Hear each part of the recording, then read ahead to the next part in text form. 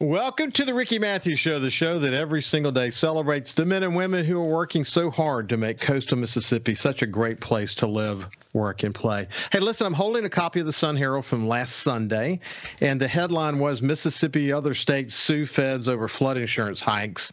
We're going to be talking more about that going forward. If you missed my show last week with Frank Bordeaux and Mary Martha Henson, Frank's an executive in the insurance industry here on the coast, and he's also chairman of the GOP in Mississippi.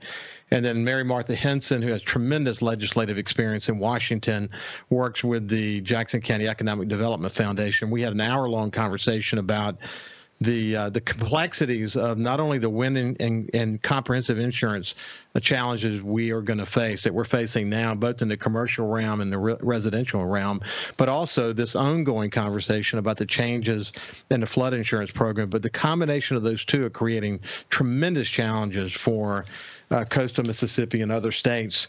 And we'll be talking more about this suit that's been filed against FEMA and Homeland Security to try to bring about some sanity. I mean, you take a program like that and try to make it actuarially sound. What that means for coastal communities is very significant.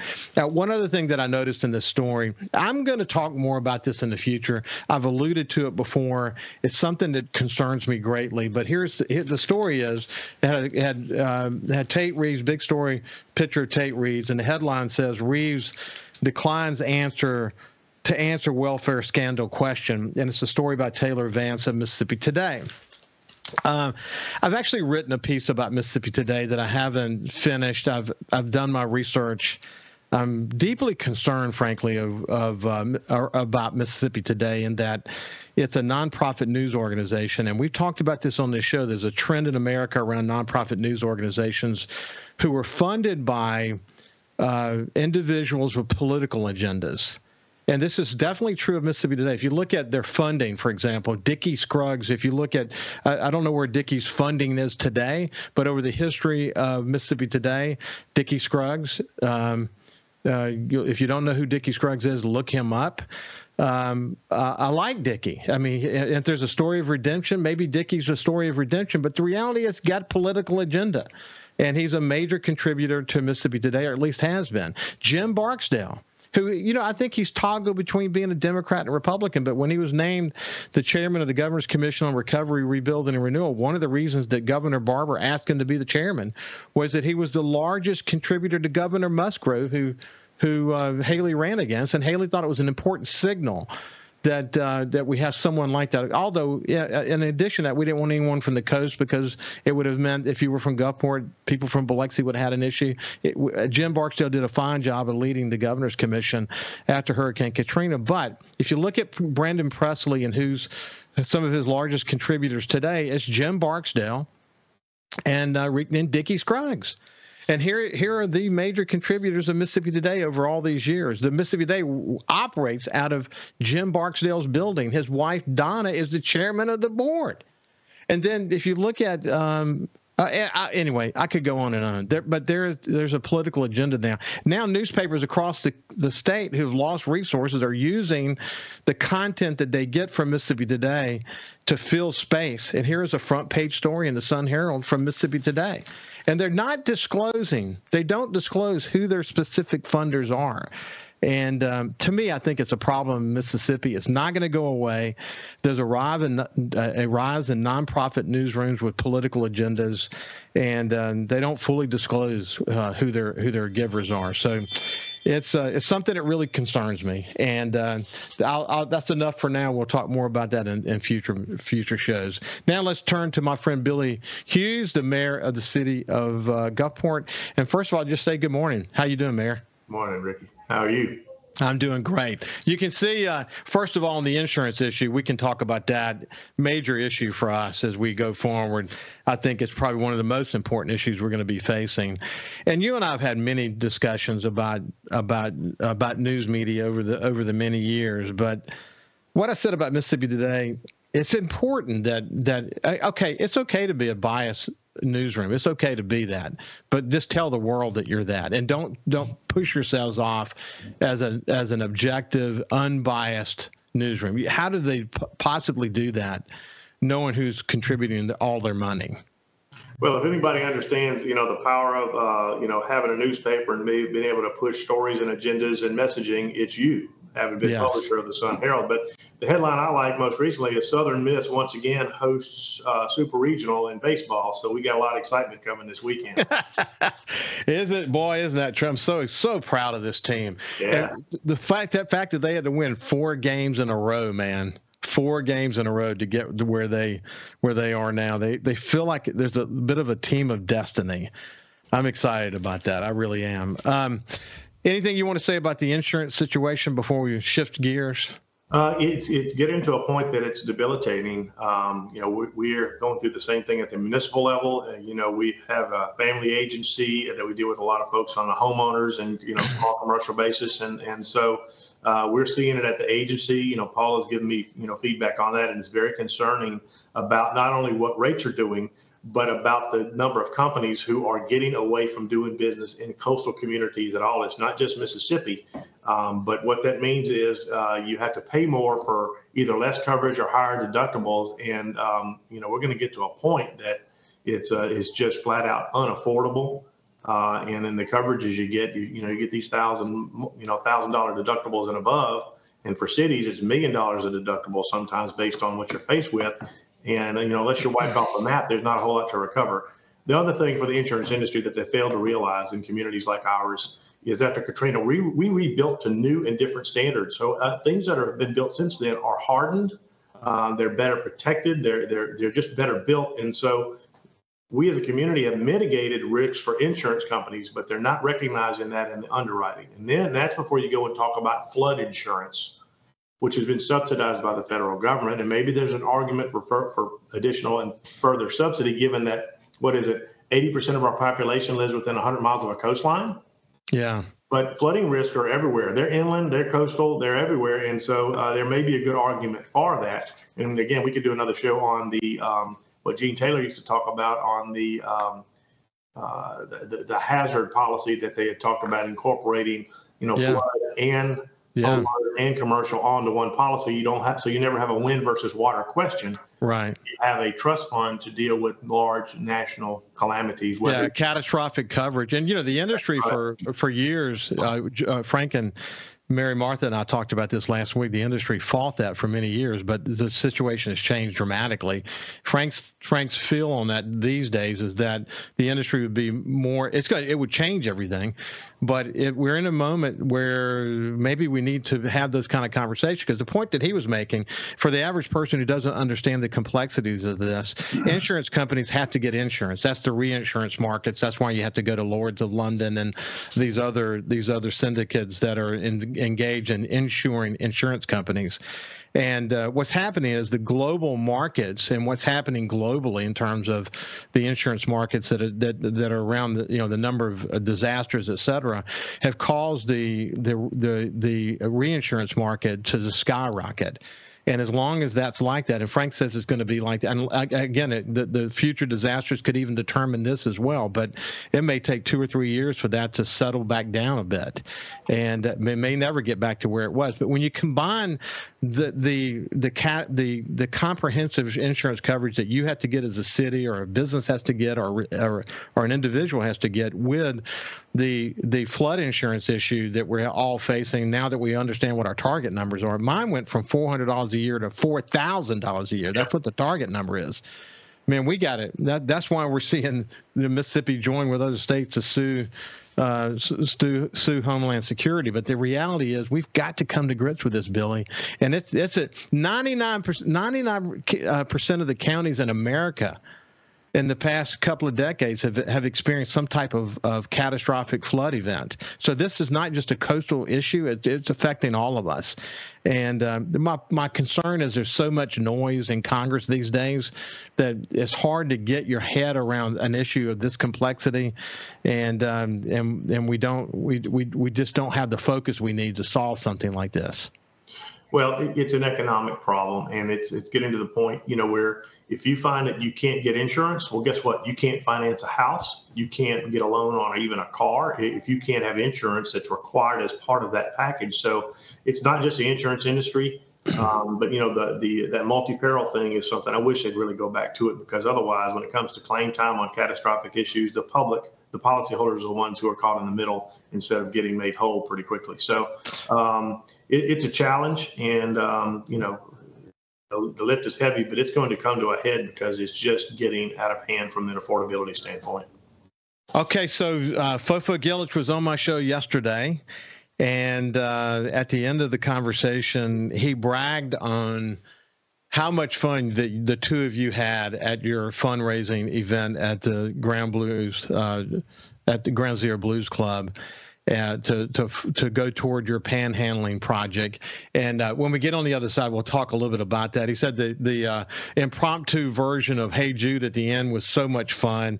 And he said that you're just a blast. And he actually had an idea that the three of us should do a show together at some point, which I think is a great idea. But when we come back on the other side, we'll talk about why that fundraiser is important. We'll remind you about this panhandling project that Billy Hewes and Fofo Gillich are working on. And then we'll talk about some really great news for the city. So a lot to talk about. We'll see you after this break. Welcome back to the Ricky Mathews Show. I have my friend, the mayor of the City of Gulfport, Billy Hewes, with us now. And when we went to break, we're talking about this wonderful fundraiser that was held recently that could become an annual event, because you got a mayor in Biloxi who has a long history of loving music of all types, and you got a mayor of Gulfport who's, a music writer, loves to publish and produce music. He's a drummer. I think you play multiple instruments. You know that I'm a drummer, so we share a lot of love for music. But the reality is that event was terrific, wasn't it, Billy? Look, that venue of Ground Zero is really phenomenal, and Mickey Steele and their staff and Lee. And Daniel, they all really went out of their way to make this show a success. It was a large lift, and we're calling it a fundraiser, but really it was for an awareness campaign. And the event itself was a whole lot of fun. It really, I think, was a long time coming. Ricky, we have so much talent across this coast, and interestingly enough, a lot of it exists within elected officials. Miles Sharp's band opened it up. He had his daughter sing. Crowd stayed. Fofo never met a piano he didn't like. I mean, if there's one anywhere, he's gonna find his way to it. And any of us who play love to get on stage, and particularly when you get to play with other really great musicians. So if this continues, I see it as a showcase for our coastal talent with a different lineup or a mix of a lineup each different time if it takes on. So this just happened to be a cause that came about that we needed to really raise some awareness because of how frequently we see and hear from people who are tired of being harassed and approached by panhandlers, some of who are very aggressive. It's a dangerous practice getting into traffic. It's another impact to our economy when people feel uncomfortable going to restaurants or getting gas for fear of being approached, for somebody asking for money or some need, and if they don't get it, then they're going to get hassled about it. So this is more about awareness. And folks, we have to stop the way we're doing this. We're not saying don't be charitable, because we can't help it. That's our nature as Mississippians. We give more per capita than anybody else. So we're going to help our fellow man, particularly those we perceive as being in need. But panhandlers, a lot of them are game in the system, and they are not in need. They're not your homeless that we need to get in touch with services. A lot of them are making a living off of the charity and goodwill of others. And so we have to stop encouraging this practice that nobody likes, nobody wants to have happen, and sends a really bad message to people coming to our community. So if we dry up the money, that's job number one. Stop giving to those folks. But give to your church. Give to this Better Way to Give foundation. Give it to a foundation that the money is going to be pooled and put to a much better use than $5 here or whatever it is there. I had some guy tell me, he said, I'm intimidated by him. He's a big fella, friend of ours. He said, I just want him to go away. I'm going to pay them to leave and get out of my face. Well, that is wrong. And until we change that practice, we're going to continue to have a problem and invite folks to engage in this dangerous, troubling habit. So this is as much about awareness. And on June 1, we talked about it for years, and we said, let's just pick a date. And so we had the launch campaign, the fundraiser component. We have signs all across Gulfport and Biloxi, and we have mayors across this coast who say, yeah, we may not have the problem that the larger cities have, but we know once they push out of your area, they're coming to ours. So this has been a collective coming together as much as anything we've seen. and we were able to celebrate with some good music and some fellowship last Thursday night. I heard that Bruno Mars was there. Well, or maybe somebody who looked like him. Certainly somebody who sounded like him. But the music I just heard there's some talented people. That's the bottom line. Yeah, it was fun. So, okay. Gulfport, once again, getting national attention, #1 most affordable beach town in America. You got to love seeing stuff like that. Yeah, and this is not the first time that it's happened. And there are a lot of things out there that are just clickbait. They throw these rankings out just to get people to click on them, and usually has nothing to do with that. But this is from the Realtors Association, or this is Realtor.com. And I think this is the third time in 5 years Gulfport's been recognized in that.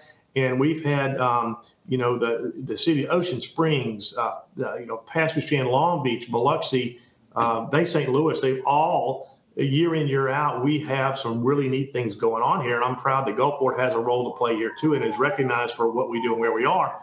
And look, all you have to do is go to the panhandle of Florida and just pull up one of these, Zillow or real estate things, and see what the cost of real estate is in those areas. And it's ridiculous. So you come back home and say, man, not only do we live in paradise, a pretty good version of it, but things really are affordable here compared to some of those other communities that you can't even consider buying something over there. Hey, listen, a friend of mine bought a house in one of the Destiny developments along Miramar Beach, and it was an older house, but in a really incredible community. And he put $500,000 in it. I said, "What in the world are you doing?" He said, "Do you know what I'm going to sell it for?" It was 2,500 square feet or something like that. I rode my bike. We were in Miramar last week. I rode my bike by to check it out and look at the neighborhood. Obviously incredible neighborhood, but $2.9 million. $2.9 million. I mean, yeah. I saw. We were down in around Santa Rosa, which is not. I guess it's all high end, right? But it's not. It's not the Rosemary Beach type thing. It's just a nice transition area between some of these. And there was a 1950s ranch style, almost a bungalow, maybe 3-bedroom, and it was on the south side of 38. So that's great real estate, right? Yeah, right. Up in the middle of all these condos and developments and stuff, but it was the same price range. I mean, it was an old small home, and you're talking $2-3 million. If it were ever to go for sale.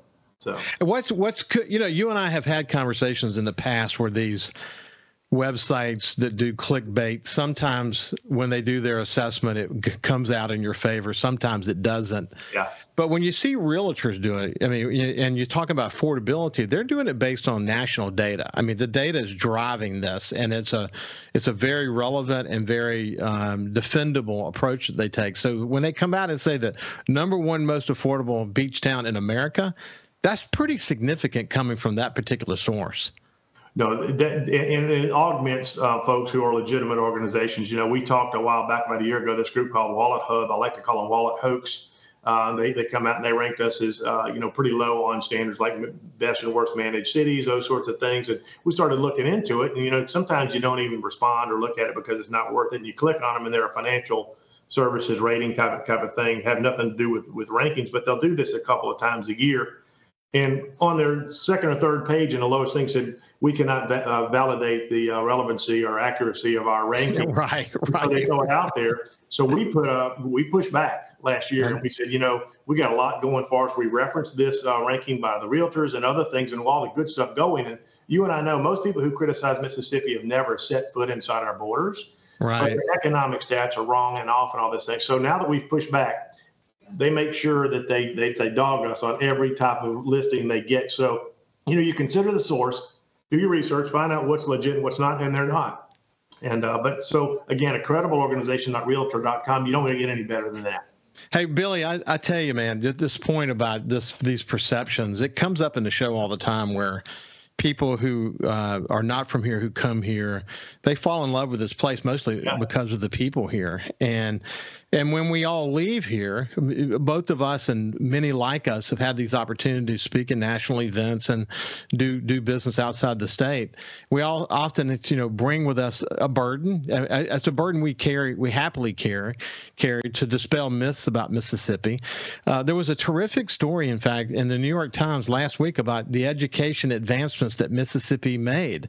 And there was a paragraph in there that essentially reminded everybody that Mississippi is a racist state.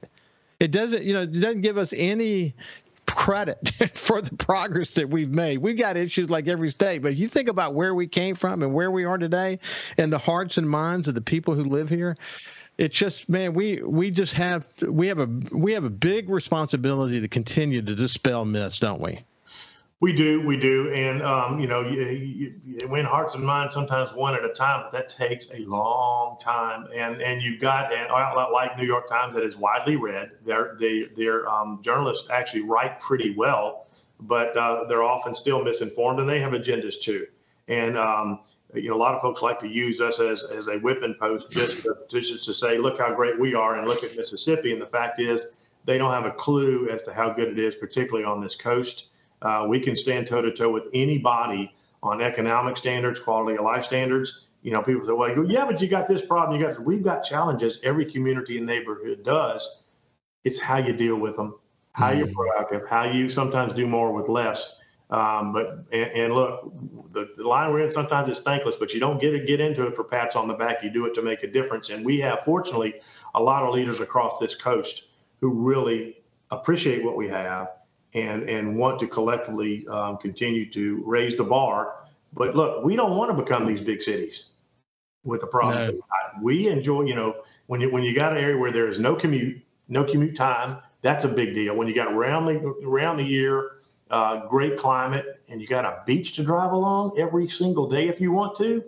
Yeah, it's special. It's special. Hey, listen, when we come back on the other side, the first event in Gulfport that is called Jeepin' the Coast was a real success with a great turnout in downtown Gulfport. We're going to talk about that. Might actually be the blueprint for another maybe large scale type event for coastal Mississippi, just like Cruising the Coast. But we'll see you with the mayor of the City of Gulfport, Billy Hewes, after this break. Welcome back to the Ricky Mathews Show. I have my friend, the mayor of the City of Gulfport, Billy Hewes. And when we went to break, I mentioned Jeepin' the Coast. Wow. First of all, great weather, but just an incredible event. Tell us more about it.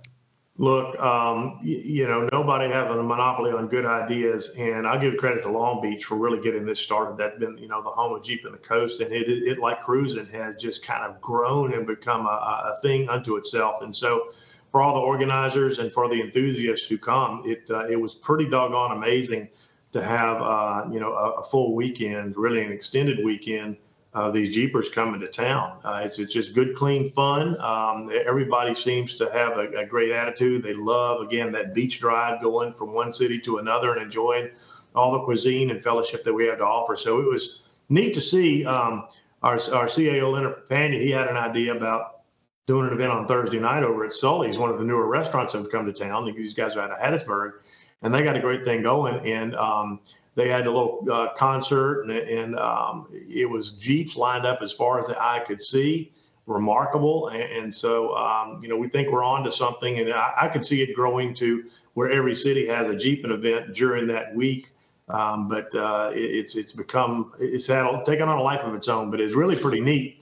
Paul and I have a Jeep, and we took the doors off and the top off, and we drove up and down. And I swear we went one evening down to where they were gathering, I think the last night in Long Beach, and there were more flashy, blinky lights and neon and all sorts of stuff.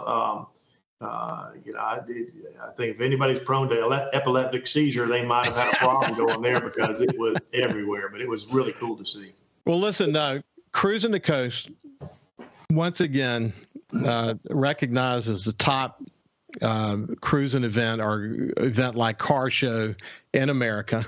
And the reason why is what you just pointed out, that is, usually you go to a car show like Cruising the Coast in America, and they go to this open field somewhere. They don't get to drive around. And cruisers, they like to show their car up. But what they came to understand about Cruising the Coast is they really do want to show their car off, but they really want to drive. They really want to literally cruise. And as you said more than once during this conversation, this unique drive down Highway 90 that connects all these wonderful communities of coastal Mississippi and the events that happen in each of the cities that are showcasing those cities and this event.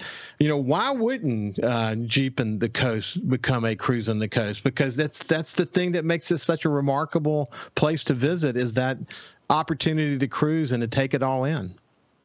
Well, Judy Young, I asked her, what do we do the best here? And she said, your hospitality. She's our CVB director, and she said, you get it right. It's in your DNA. And so we just tend to like one another as a people.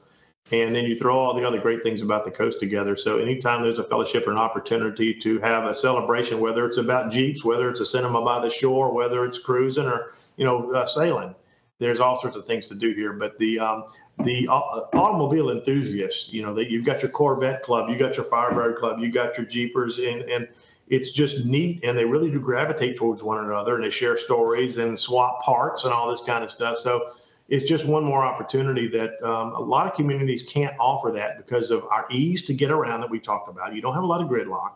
And so you're not stuck in traffic to a great degree, except on the peak days. And most folks know that coming in for some of these events too, that you're going to get. But heck, if you're stuck on the beach, good gosh, that's a pretty good problem to have, right? No, that is definitely a great problem to have. Hey, listen, one of the things that I often say about Jones Park, this sort of the center of a green space between the city and the harbor, is that before Katrina, there were always a little bit of rub about what the Jones family, what they had put this position the park to be, and whether you could have this type of use or that type of use, et cetera. But one of the things that Katrina did is enable us to kind of once and for all decide what we wanted that to be. And it's becoming that, as in front of our very eyes. It is a special place, isn't it, Billy? The redesign that was done during the charrettes after the storm really took a look at that from a totally, new canvas, and put those ellipses in there and made it more walker-friendly, user-friendly, event-friendly. And, and Judge Russell really did a remarkable favor in clarifying what could and could not go there. And, it's not to be developed or built out commercially, but, for us to be able to have events and things that bring the public to it, into this central point on the coast. I mean, it's just about the center point of the Gulf of Mexico, America's coast. It is. And so it's a really great, and the harbor is beautiful. We just had Sounds by the Sea, which is, I think we had 6,000 to 7,000 people there for the symphony, for Memorial Day concert. It was really just a wonderful celebration. And now we have the crosswalk that is linking, the aquarium property in downtown. It's part of a larger vision to make our area that walker friendly, just very accommodating locale. So the green space is perfect. And you've traveled enough. Most cities that have their act together, not only do they have a good business center and hub, but they all tend to have an emphasis on green space and beautification that goes with that, and a harbor district. And yes, I think we've been able to pull that together with our personnel. We've got a new harbor master who's doing a great job. Our harbor is as full as it's ever been. And I like to think it's because of what we've been trying to create for once you get there, you can about find anything you need within a short distance walk or ride. But the coolest thing, I think, with the trend we've seen is the advent of food trucks. We're kind of late to get. They've been in Austin and all these large cities for a long time, but I think food trucks add so much to events. And we've got Gulfport's 125th birthday coming up on July 29th, and we're planning a city event. That's a hot time of the year, so all our events, we're going to have a parade, and they're going to be in the evening, starting at 5:30. We'll have some concerts and music, have food trucks, and a fireworks show. So it's going to be a neat celebration to observe our birthday. That's on July the 29th. July the 29th. Yeah. That's 125 years. What a great venue to be able to celebrate in. You mentioned the charrettes, but there are so many great ideas that boiled out of the charrettes. But I remember really well when Andreas Dwani looked at Jones Park in the harbor and said, man, this is the gem of the coast. Because when you're coming down 49, coming off of I-10, and you enter coastal Mississippi, you don't want it just to be that you arrived at the port. you want it to be that you arrived at a place that's really special. And then, of course, the downtown Gulfport area embarked on what at the time it may still be the largest facade restructure in the history of a downtown area. All these new facades that were developed for businesses and private space there in Gulfport, and then 25th Avenue and the landscaping, and that it's special though, isn't it, Billy? I mean, the evolution of all these ideas and thinking has really begun to create something that you can be very proud of. Well, there's a legacy of a lot of good leadership and a lot of good vision, and it takes partnerships. But putting some extra money into just beautification, those little things that makes a difference. We got a friend who says it only takes a little bit more to go first class, and but it is a budget consideration. But the beautification component sets us apart, I believe. And with the facade grant, nobody knew if that was going to work or not. But it's amazing what a little paint and some awnings will do to freshen the look and appeal of buildings and businesses. And for a small investment through Main Street and with the help of the state, some grants there, our community kind of transformed, reinvigorated a lot of things down here. And danged if you do, danged if you don't. But, you make some decisions and trying to raise the bar in things like that aquarium. That's a huge investment by the city and the state. But I think we're starting to see when people think about where to go, where to take their kids, what do you want to see, what sets us apart, that campus has really grown into the asset that we knew it would be. Yeah, I had Kurt on recently, and he detailed for me. And of course, I've had numerous board members on along the way. The board has taken tremendous responsibility. But what I like about what they're doing is they're listening to their guests. They're listening to the community. Yeah. They're constantly making changes. They're bringing new features in. So if you haven't been there in a while, people should probably go back and take a look at it, because there's a lot more to be seen. What they've done is work harder to make the stickiness of it so that a family visits there. When they get done with the aquarium part of it, there's so much more to keep them there for a longer period of time. They've increased the educational part of it. They've increased the number of exhibits there. They're really focused on sort of advancing the ball so that you never arrive. I think about the big improvement that was just recently made in the aquarium in New Orleans. But the reality is you have to keep bringing sort of a new light to it. And I think Kurt and his team are really focused on that these days. Don't you think? I do. And, they totally retooled the board with professionals, with a lot of experience from everything from marketing to events to attractions and to finance. And, just kind of talking about what the needs were and how do we respond to the feedback we're getting from the public. And the main thing was to extend, to create enhancements that are going to extend the stay, new exhibits, make use of space that you have, and they're doing that. So I think in the next couple of months, they're going to be launching and announcing something really big. And they're in the process now, but they've got beavers, they got a lot of different things. So the animals are often changing out too. So there's always something new to see. Yeah, it is. It's cool what they're doing. And I'll support them any way I can, because it is a central point as a family attraction here in coastal Mississippi, not just Gulfport. Hey, when we come back, we'll have the final segment with Mayor Billy Hewes. We'll see you after this. Hey, welcome back to the Ricky Mathews Show. I have my friend, the mayor of the city of Gulfport, and Billy Hewes, and we're just catching up. There's always a lot going on. Billy, I actually went back and listened to the very first show you and I did today when I launched doing a radio show. The first observation was I talked too much on that show, but the second observation is what we talked about was so important. It was that your experience as a legislator really helped you be a great mayor. I mean, I wouldn't say let me take a step back. Your experience in the commercial real estate business and insurance and being a successful business person, and your experience in the legislature really helped you be a great mayor. And one of the things that Greg and Judy and I talked about recently as it related to coastal Mississippi is that the reality is that there are so many political subdivisions of coastal Mississippi, legislators, mayors, supervisors. There's a lot of people to communicate with. This is a complicated place, but you have to be willing to put the time in the trenches to communication to be successful. When you combine your ability to communicate with your experience, it really has positioned you to be more successful as a mayor, hasn't it? Without a doubt. The line of business I'm in is service oriented, and political service, if you're doing it right, political office is service oriented too. And, your eyes get open, you got to be willing to learn. But I got to understand Mississippi's cultural dynamic and our regional dynamics, and then how the coast is viewed.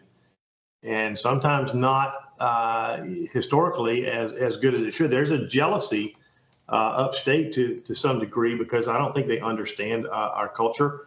We tend to be a little more chill as far as how we take things on. I like to think we're methodical. We don't have a monopoly on that. But the way we do, we're also open to new ideas. We embrace folks, and we're more focused on getting things done, not who you are, what your background is, or where you're from. It's important. But, I've said before, if you're a good person, that's really all we need to know. And if you want to make a difference, come on. There's plenty of room to swim in this pool and make your mark and have some influence. So that's where I think we get that hospitality thing. And Mississippi's got it too. Mississippi's really good about it. But this coast, it's a special flavor, and it is our culture that we celebrate. And but it also had me understand that we are not viewed as Gulfport, Biloxi, Pascagoula, Long Beach, Pascagoula, et cetera. We're the coast. And at Jackson, they used to laugh about how we would kind of fight amongst ourselves because we are passionate people. Every city has its own personality, which is a strength, not a weakness. But sometimes that would be used against us. And so when I came home, I said, okay, guys and gals, let's take a different approach, and let's start talking about one coast. And we started defining what that means. And that doesn't mean we're going to agree on everything or get along on everything, but we celebrate our differences and pull together where we have common goals, common needs. And that's where we go to Jackson. And it got a lot of folks' attention. It made sense to us down here. And so, one of the outgrowths is us going to the Neshoba County Fair, and it's, and I hope you're going to go this year. It's a political year. It's always good to go. But in statewide politics, there's going to be some great stump speeches. There's some celebration. But again, it's our chance as a coastal community to bring our cuisine up there, our food. We do a big seafood cooking. And there are thousands of people who come through. And sometimes maybe have seen us or gotten to know us or learning about us for the first time. But again, that area was foreign to us, and we were foreign to them. But we've made a lot of progress making that long road, that trip, that effort to engage in some fellowship. And if you can establish relationships, that makes a lot of things go a lot better. Man, it's guys. So I remember. When I first became publisher, I went up at the invitation of a friend of mine who's in the media industry. And here's the thing I noticed. First of all, wow, all the players are there. The other thing is it's hot. It's so hot because the way the cabins are situated, you don't get a good breeze coming through there. So you have to go prepared to just sweat. That's just the reality. But gosh, man, I mean, probably no other event. Maybe the coast reception at the beginning of the legislature is a rival to this, but to have all the players in one place and those who are influencing them all in the same place. You can't underestimate how important it is for us to have a voice in the Neshoba County Fair. And again, that's what you bring. The other thing that was interesting too, I think, Fofo, I'm coming back to you and what makes you an effective mayor, but Fofo just said how much fun you guys had at your event. The way you use music to humanize yourself and the way you're willing to poke fun at yourself. That's important though, isn't it? Look, we have a really good group of mayors across this coast who enjoy each other's company. We find we have a lot in common, the challenges we face, and we don't get together enough. But Fofo and I have a kind of a brotherhood going. We just fell in with one another. He is a joy to be around. Serena is a remarkable first lady. She's the FLOB, First Lady of Biloxi, and Paul is the FLOG, First Lady of Gulfport. But it's that brand of humor that we take our job seriously, but not ourselves seriously, which allows us to. It's a rare thing, but just to relax with one another and do some things. And music is that common thing that Fofo and I and you and a lot of folks have. If you play, you get it. And if you just enjoy music, you get it. There's a lot of commonality that, hey, it's not all business all the time. It's not all serious all the time.